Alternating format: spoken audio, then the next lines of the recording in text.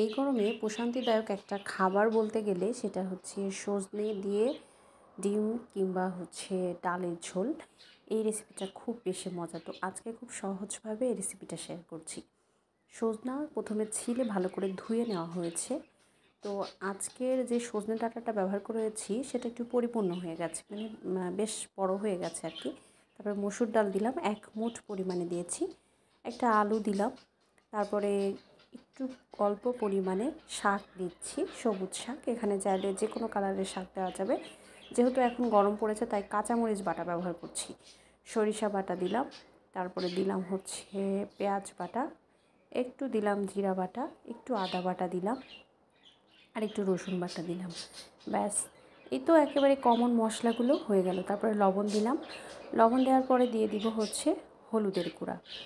এই হলুদের গুঁড়া দিলাম পরিমাণ মতো। তো এখানে দেওয়া হয়ে গেল।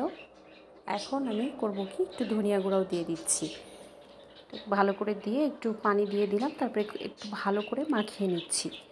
মাখিয়ে নেওয়ার পরে এটাকে আমি আবার একটু পানি দিয়ে এটাকে একটু ডুবো ডুবো করে দিব পানিতে। তো এই মাখা পানিতেই আজকের এই রান্নাটা হয়ে যাবে।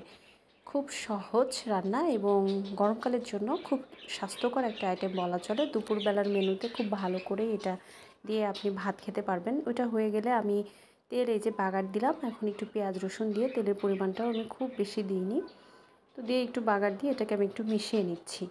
শর্টকাট রান্না এবং হাতে মাখিয়ে রান্নাগুলো কিন্তু খুব তাড়াতাড়ি হয়। তারপরে আমি ডিমের টুকরা দিচ্ছি। তো ডিমগুলো আগে ভেজে নেওয়া ছিল, সেই ভেজে রাখা ডিমের টুকরাগুলো দিয়ে দিচ্ছি। ডিম ভাজা আসলে ভিডিওতে দেখানোর কিছু নাই। তো একটু ঝোলটা একটু কমে আসলেই এটাকে আমি নামিয়ে নিব। তো গরম ভাতের সাথে এই গরমকালে এরকম ঝোল ঝোল খাবারের আইটেমটা আসলেই মজাদার। তো আমার রান্না হয়ে গেছে। এরকম আর কি টেক্সচারটা আসলেই নামিয়ে নিতে পারবেন।